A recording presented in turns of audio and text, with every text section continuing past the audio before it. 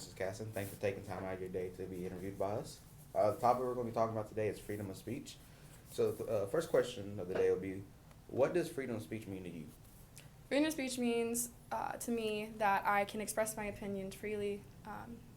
Obviously, I'm gonna be probably judged for it, but I can express whatever I have on my mind. Mm. So, everybody has the right to freedom of speech as a U.S. citizen or anybody in the U.S. So, next question is, how far does freedom of speech go for you? For me, it is considered freedom of speech up until you start threatening somebody. So, yeah. Another thing people say is a sign of freedom of speech is graffiti. So there are restrictions on, graffiti and everything. There's laws against it.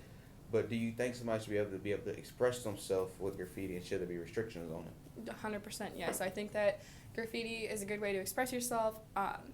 In my opinion, honestly, like, I live right across from a train track, so I see graffiti on trains all the time. And I understand, like, that's not considered legal, but I feel like graffiti should be allowed.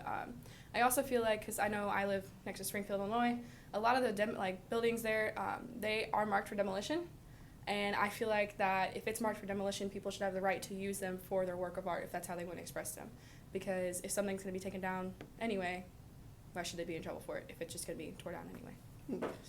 Next thing, so like I was talking about restrictions on graffiti and everything.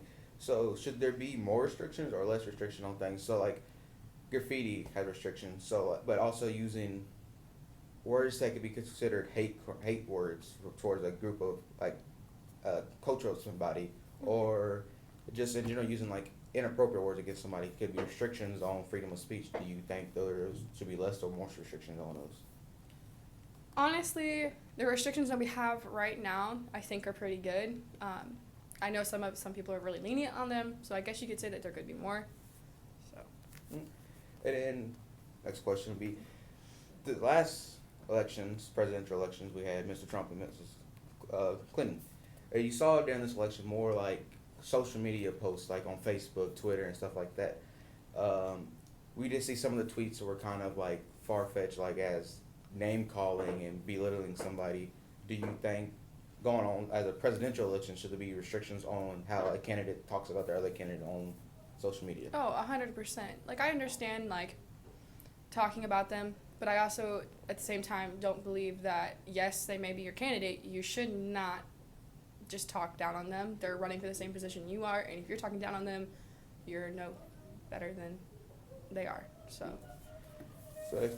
Do you think everybody deserves to have the freedom of speech? So, as you know, how somebody gets convicted of a felony, they lose the right to like vote, to have guns and stuff like that. Do you believe that after a point, if somebody has been already labeled like as a racist person, or somebody who has been belittling people in the past, should they still have the right of freedom of speech, or should they be monitored and have restrictions on them? they should still have the right to freedom of speech, but at the same time, depending on how bad their past is, I do think that they should be monitored. Well, thank you for taking time out of your day to be interviewed by us. No I problem. really appreciate it.